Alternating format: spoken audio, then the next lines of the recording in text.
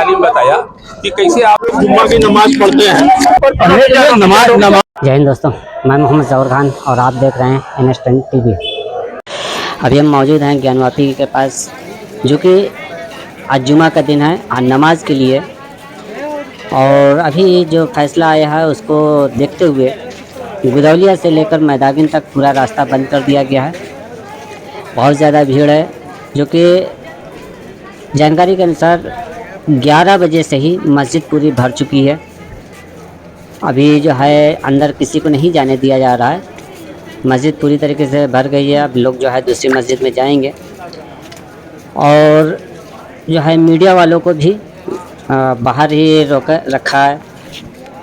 ये शॉर्ट में जो है वीडियो ये आप देख रहे हैं, और आगे जो है डिटेल में हम बाहर अभी चलेंगे, वहाँ पर लाइव दिखाएंगे आपको। लेकिन उससे पहले हम ये बात करना चाहेंगे जिससे कि जो फैसला आया है उसके ऊपर जो है अवैसी साहब ने कहा कि ये फैसला जो है गलत है, गलत तरीके से ये फैसला दिया गया है, और ये जो पूजा पाठ जो शुरू हुआ है ये गलत है। और वहीं मौलाना जो है महमूद मदनी साहब, जो कि जामियत उलमा हिंद से जो है एक प्रेस कॉन्फ्रेंस रखी गई है, उसमें जो है उन्होंने अपनी बात रखी है, उसको भी हम सुनाएंगे। लेकिन उससे पहले आप लोगों से गुजारिश है कि जो लोग मेरे चैनल को अभी तक सब्सक्राइब नहीं किए हैं, चैनल को सब्सक्राइब कर लें, लाइक करें, शेयर करें, बेल आइकन दबाना ना भूलें, ताकि हमारी वीडियो आपको समय से मिलती रहे। तो आइए सबसे पहले महमूद मदनी साहब की जो है हम ऑडियो सुनाते हैं।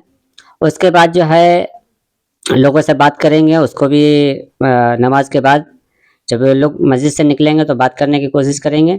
जो भी रहेगा उसको हम आपको दिखाते हैं। आइए पहले मदनी साहब की बातें सुनते हैं। कि बात इस हद तक ना बढ़नी चाहिए जो खराबी की तरफ चली जाए।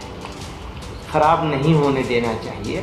लाठी और भैंस नहीं होनी चाहिए कि जिसकी लाठी उसकी भैंस, ये नहीं होना चाहिए। ये जंगल राज है, याद रखिएगा। लाठी और भैंस का कानून अगर चलेगा तो लाठी हाथ बदलती है, तो एक पार्टी का तो पूरा हाथ मारा गया। कहाँ जाएंगे, किसके पास जाएंगे, कहाँ रोएंगे? दिल्ली। मदनी साहब ने कहा कि ये जिस तरीके से फैसला सुनाया गया, इससे ये लगता है कि जिसकी लाठी उसकी भैंस। तो हमारे देश में संविधान के हिसाब से सब कुछ होना चाहिए, और न्यायपालिका जो है निस्वार्थ होकर फैसला सुनाए। इस तरह का फैसला दे दिया, और फिर ऊपर की अदालतें टेक्निकल रीजन से उस फैसले को में दखल देने को तैयार नहीं है, तो एक पार्टी का तो पूरा हक मारा गया। कहाँ जाएंगे, किसके पास जाएंगे, कहाँ रोएंगे?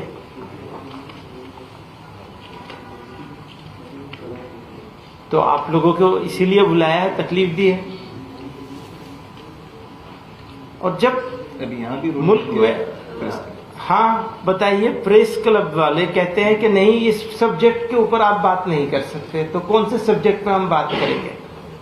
वो सब्जेक्ट क्या होगा जिसके ऊपर हम बात कर सकते हैं, और वो सब्जेक्ट क्या होगा जिस पर बात नहीं कर सकते हैं? इसका फैसला भी सब्जेक्ट के ऊपर होगा। अगर हमारे साथ कुछ मामला हुआ है तो हम तो प्रेस क्लब के पास ही जाएंगे ना, किसके पास जाएंगे? वहां भी नहीं जा सकते। तो ऐसी सिचुएशन में हम खड़े हैं कि हमारी समझ में नहीं आता कि हम क्या कहें और क्या न कहें।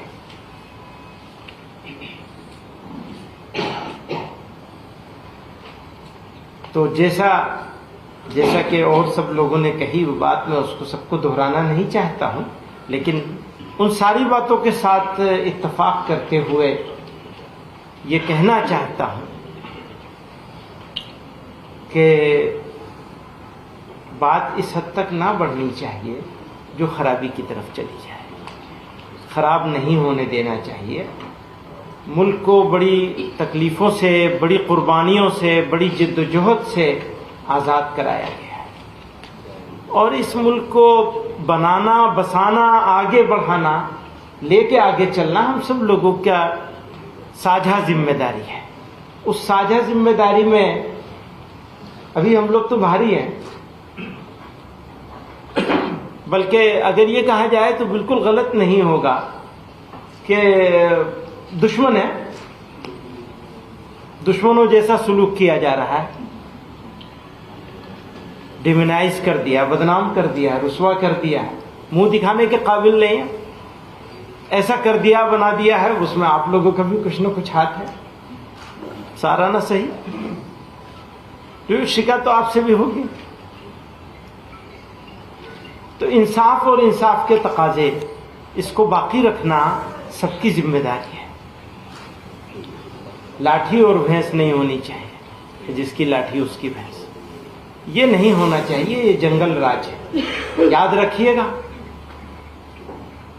लाठी और भैंस का कानून अगर चलेगा तो लाठी हाथ बदलती है, इसको ध्यान रखिए। तो अच्छा करना है और मिलजुल के करना है, यही कहना चाहते हैं। वहीं ओवैसी साहब ने जो है एएसआई की रिपोर्ट पर जो है क्या कहा, उसको भी सुनिए और देखिए क्या कह रहे हैं। लेकर फैसला आया, हिंदू पक्ष को अब तहखाने में पूजा करने की इजाजत दे दी गई है। कैसे देखते हैं आप इसको, क्या कहेंगे सर? सबसे पहले यह है कि आपको जानना चाहिए कि आज जज साहब का आखिरी दिन था, रिटायरमेंट था। दूसरी बात यह थी कि उन्होंने 17 जनवरी को डिस्ट्रिक्ट मजिस्ट्रेट को रिसीवर अपॉइंट किया। तीसरी बात यह है कि आज जिन्होंने जो फैसला लिया है वो तो पूरे केस को डिसाइड कर दिया उन्होंने। यानी आपने एक तो कितने 93 के बाद से अब तक खुद कह रहे हैं कि वहां पर कुछ नहीं हो रहा था। अब मस्जिद के तहखाने को आप दे रहे हैं तो फिर आपने तो पूरा केस ही डिसाइड कर दिया। भाई कितने साल हो गए, 93 से आप 30 साल हो गए। हाँ, उसमें मूर्तियां कहाँ हैं, कैसे मालूम उनको? तो ये प्लेसेस ऑफ वर्शिप एक्ट का वायलेशन है। भाई 30 साल में, 30 साल के बाद आप ये काम की इजाजत दे रहे हैं, तो उनका तो एक काम था कि आप उनको 30 दिन का टाइम देते अपील के लिए। आप कहते हैं कि 7 दिन में पूरा निकाल दो, ग्रिल्स निकाल दो और आप इजाजत दे दिए। तो ये सरासर गलत फैसला है। और आखिरी बात यह है कि नरेंद्र मोदी की सरकार जब तक अपनी खामोशी को तोड़ेगी नहीं और साफ तौर पे कहेगी नहीं कि हम प्लेसेस ऑफ वर्शिप एक्ट के ऊपर स्टैंड बाय करते हैं, ये पूरे तनाज़े चलते रहेंगे। और मैं फिर से कह रहा हूं कि जब बाबरी मस्जिद का टाइटल सूट का जजमेंट आया था, मैंने जिस एप्रीहेंशन का इजहार किया था कि वो फैसला यकीनन सुप्रीम कोर्ट हमारा आखिरी कोर्ट, हम इज्जत करते हैं, मगर फेद की बुनियाद पर आने से ये तमाम चीज़ें खुल रही हैं। और उस सुप्रीम कोर्ट के फैसले में प्लेसेस ऑफ वर्शिप एक्ट को बेसिक स्ट्रक्चर का हिस्सा करार दिया गया था। तो फिर ये लोअर कोर्ट सुन क्यों नहीं रहे हैं और केंद्र सरकार क्यों नहीं बोल रही है? अब देखना यह है कि अब इंतजामिया कमेटी शायद इलाहाबाद हाई कोर्ट में अब इस जजमेंट गलत फैसले पर अपील करेगी। अब नहीं मालूम क्या फैसला है, मगर 17 जनवरी को एक बात कहते हैं, फिर रिसीवर को बोलते हैं ये कर दो आप, आखिरी दिन आपका, खैर उनका इख्तियार है, उसको कोई रोक नहीं सकता। मैं आपके व्यूअर्स के समझने के लिए कह रहा हूं। और प्लेसेस ऑफ वर्शिप एक्ट का मतलब क्या है? 30 साल से कुछ नहीं हो रहा है, आप उनको 30 दिन नहीं देते, ये चीजें हैं। लेकिन में जो ईडी कार्रवाई हो रही है उस पर क्या? नहीं अब अभी उस सर, मेरा सवाल इससे जुड़ा हुआ है। हिंदू पक्ष के जो लॉयर है विष्णु शंकर जैन, उन्होंने ये कहा है कि हमारी बड़ी जीत है, आने वाले समय में अयोध्या जैसा ही जब आगे बहस होगी तो उसको लेकर अयोध्या जैसा ही परिणाम आएगा। हाँ, 6 दिसंबर दोबारा हो सकता है इस देश में, 6 दिसंबर दोबारा हो सकता है, क्यों नहीं हो सकता है भाई? 86 हुआ, फिर हो सकता है, जब जीबी पंत थे, दोबारा हो सकता है इस तरह। सर, बिहार के सीमांचल बस में- अब बस अब बस बिहार के सीमांचल में- भीड़ ज़्यादा होने की वजह से प्रशासन जो है लोगों को आगे पीछे कर रही है, किसी को रुकने नहीं दे रही है। और ये आप देख सकते हैं कि भीड़ कितनी ज़्यादा है, जो कि मीडिया जो है लोगों को रोक रोक के जो है सवाल जवाब करना चाह रही है, लेकिन प्रशासन जो है रुकने नहीं दे रही। और देखिए उसी में जो है एक जनाजा जो है मुर्दा जो है जा रहा है हिंदू भाई का, जो कि उसके लिए भी जो है दिक्कतें हो रही हैं आने जाने में। अभी नमाज ख़त्म हो चुकी है, लोग मस्जिद से निकल रहे हैं। काफ़ी जो है भीड़ यहाँ पर देखने को मिल रही है। प्रशासन पूरी सख्ती से लगा हुआ है और किसी को खड़े नहीं होने दे रहा है। सबको बोल रहा है कि आगे बढ़ते रहें, आगे बढ़ते रहें। सबको जो है, किसी को भी यहाँ रुकने नहीं दिया जा रहा। भीड़ बहुत ज़्यादा है क्योंकि यहाँ पे मंदिर में लोग दर्शन के लिए भी आए हुए हैं और साथ में मस्जिद के लिए इस हफ्ते कुछ ज़्यादा ही भीड़ है।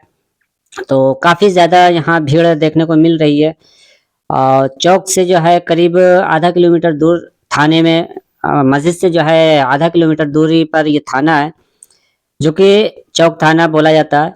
यहाँ पर जो है पूरे मीडिया को रोक दिया गया है, प्रशासन टाइट है। और अभी जो है हम देखिए जो वादी पक्ष हैं, जो कि उसमें एक मुकदमा उनका भी चल रहा है मस्जिद में। हाँ, तो उनसे जो है बात किया जाएगा, बात करने की कोशिश करेंगे। तो आइए उनके पास चलते हैं और जानने की कोशिश करते हैं कि आगे क्या चल रहा है और क्या होगा। समाज में कोई तरह की बात ना हो, बाकी सारी बातें अपने लोगों को बताया और इस्लामिक तालीम बताया कि कैसे आप रहना चाहिए हम मुसलमानों को। अपने विषय में बात हुआ। आम दिनों के मुकाबले आज जागृति के अंदर हमने देखा कि बहुत सारी संख्या में जो मुस्लिम पक्ष के लोग थे वो जुटे थे। तो उसके पीछे की वजह क्या थी? जो कॉल आपने लोग ने किया था उसकी वजह से देखिए, मुफ्ती अब्दुल बातिन नुमानी अंजुमन इंतजामिया मसाजिद के वह सेक्रेटरी भी है, शहर मुफ्ती हैं। उनके एक आह्वान पर तो आप समझ सकते हैं कि धर्म गुरु अगर कोई ऐलान करेंगे तो बात तो होगी। और लोग उनकी बात पर एक टांग से खड़े होकर के लब्बैक कहा अंजुमन इंतजामिया के।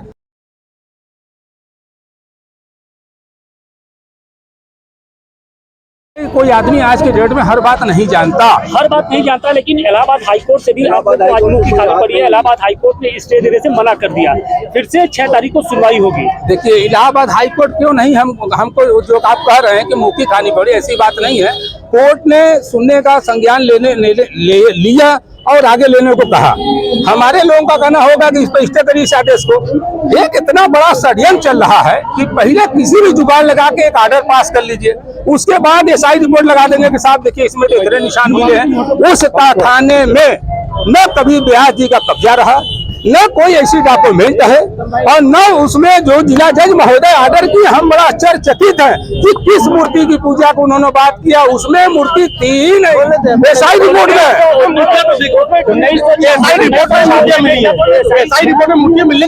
उसमें नहीं है। किस पेज पे लिखा बताइए? एसआई रिपोर्ट हमारे पास है।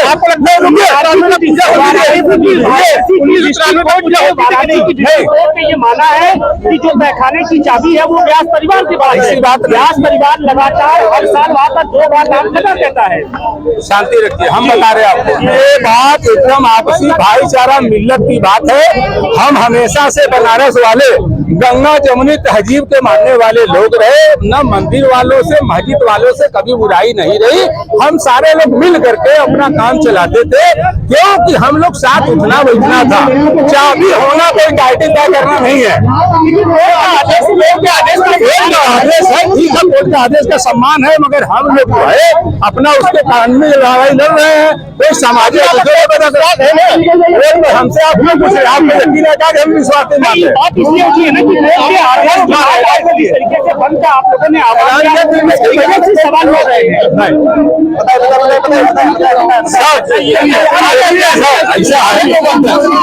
आज नमाज में, हाँ, नमाज में लोग गए थे वहाँ पर पढ़ने के लिए, नमाज पढ़ने लोग गए थे।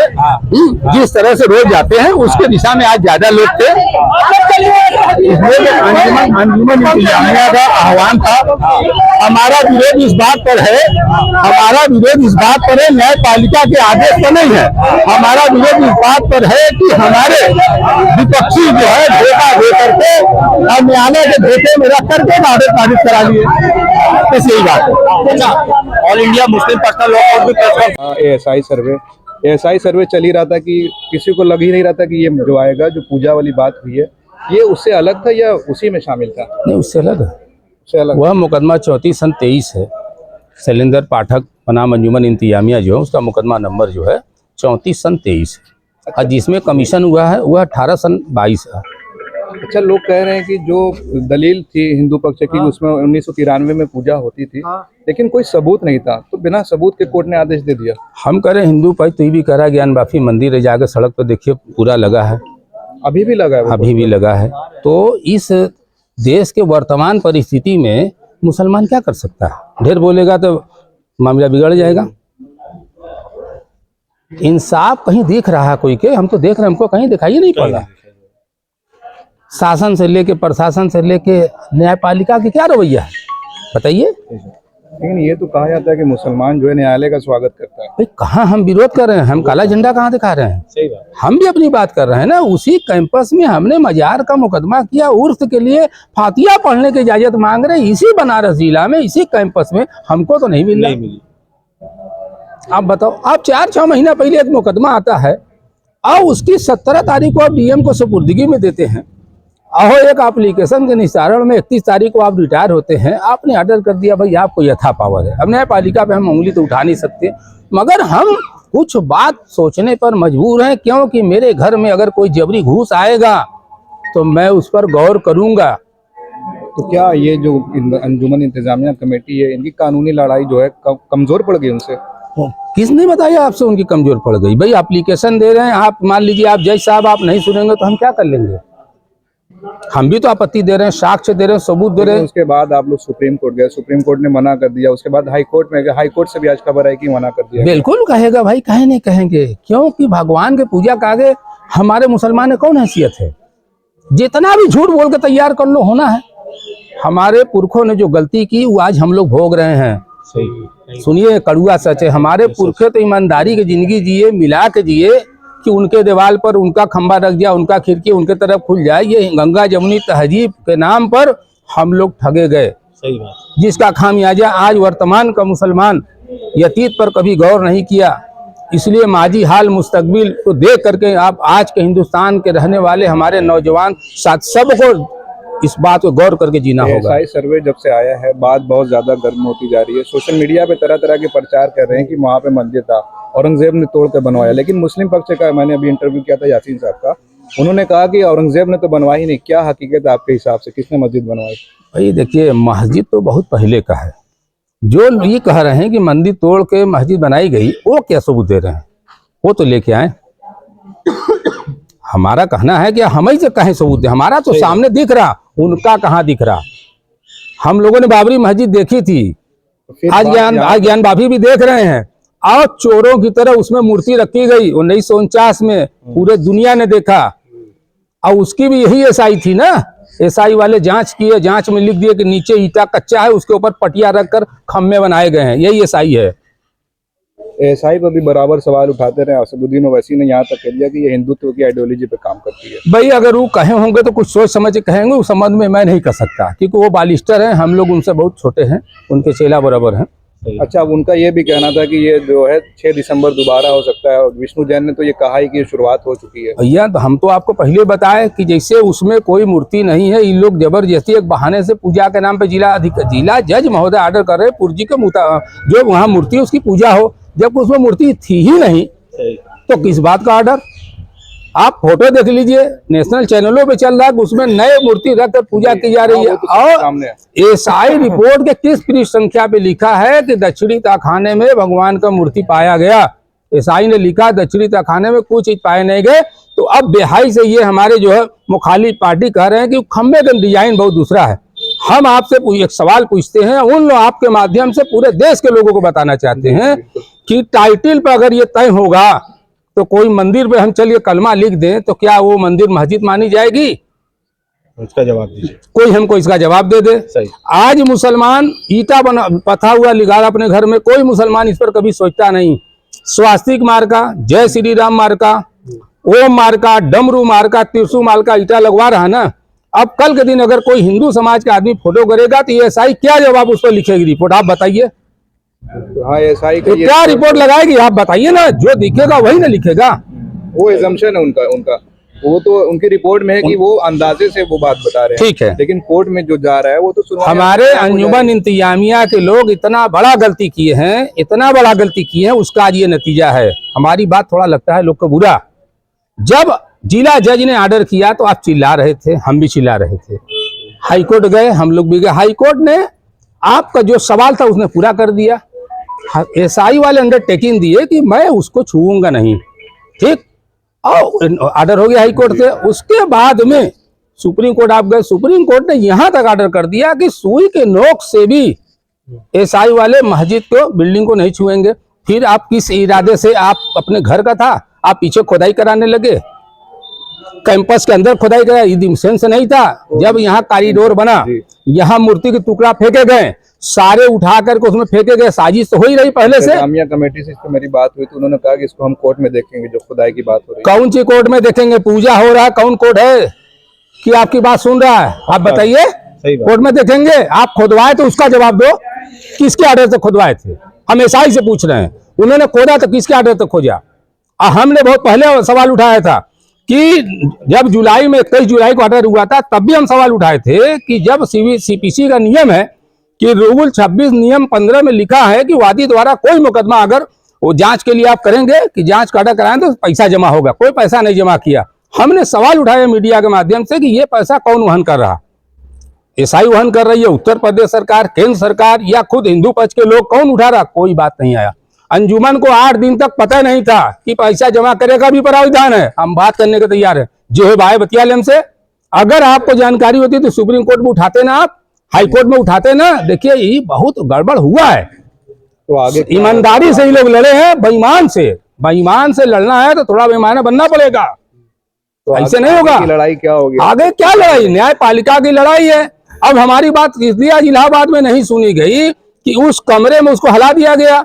अब सामने वाला एसआई का पूरा रिपोर्ट लिया के देगा कि साहब 300 निशान मिले, तो जज साहब हमारी काहे बात मानेंगे? ऐसे कि जज साहब को भी विश्वनाथ जी का पूजा करना है ना, उनका अलविदा का जुमा नहीं पढ़ना, भी कहना पड़ेगा। न्यायपालिका है, उसका पूरा सम्मान है, मगर जो सामने आ रहा कहने पे मजबूर हो, इसलिए कि जिस तरह से आप लोगों ने 1949 में मूर्ति अयोध्या में रखी थी, उसी तरह से आपने 31 तारीख की रात 12 बजे हमारे शाही मस्जिद ज्ञान बाबी में रख दिया, गलत तरीके से रखा। कोर्ट ने ऑर्डर पूजा करने के दिया था, मगर उसमें जब मूर्तियां नहीं थे, पूजा किस बात का? मगर कोई हिंदुस्तान में सुनने वाला मुसलमानों का नहीं है। चिन्हों की बात हुई थी कि उस पर पूजा हो गई, मूर्ति की तो बात बाद में आई। भैया उस पर निशान हो गया ना, चिन्ह पे नहीं, मूर्ति पूजा की बात है। हमारे पास ऑर्डर है, कहीं अभी दिखा दें। फंडिंग दिया जिला जज महोदय ने कि वहाँ जो मूर्ति है उसकी पूजा पाठ की तैयारी कराएं। आप लोगों ने ऑब्जेक्शन कुछ नहीं? ऑब्जेक्शन किए नहीं, सुनेगा कोई ना। जो किए वो तो गए नाम लेके ना, वो रिटायर हो गए। इस देश में तो परंपरा है ना। जैसे बाबरी मस्जिद का मामला था, रंजन गोगोई ने, चीफ जस्टिस ऑफ इंडिया थे, उन्होंने किया, उनको इनाम मिला, तो इसमें क्या कहना है बोलिए? हमारे दिवाकर रहे, वो ऑर्डर किए हमारे खिलाफ, ज्ञान बापी के खिलाफ, तो वो चले गए बरेली, पद बढ़ गया। ये हमारे गए हैं अजय कृष्ण विश्वसेन जी, मालिक उनको और आगे बढ़ाए, मगर ऐसा नहीं है। सवाल रहेगा 1991 का जो वर्शिप एक्ट है, वो तो था कि बाबरी मस्जिद सिर्फ इससे एक्सक्लूड रहेगी, अलग रहेगी, लेकिन क्या आप लोगों ने इस पे ये उससे भी अलग थी ज्ञान वापी मस्जिद 1991 वर्षिप? जी नहीं, 91 का वर्षिप एक्ट जो है खाली पूरे भारत में बाबरी मस्जिद को छोड़कर हर जगह लागू थी। मगर वो आपको बताएं, ये बहुत बड़ा प्रोपेगेंडा है। जब अदालत कह देगी कि लागू नहीं होता तो हम क्या कर सकते हैं? एक्ट तो बना रहे, वक्फ एक्ट नहीं माना जा रहा है, कैसे लड़े मुसलमान? आप बताइए, वक्फ प्रॉपर्टी आप नहीं मान रहे हो, 91 आप नहीं मान रहे हो, तो किस एक्ट में लड़े? सारे लोग आपके साथ हैं। तो हम लोग संविधान में विश्वास रखते हैं, हम लोग जो लड़ाई कानूनी लड़ा जाएगा, बाकी ऊपर वाले की मर्जी जो होगा देखा जाएगा। चलिए बहुत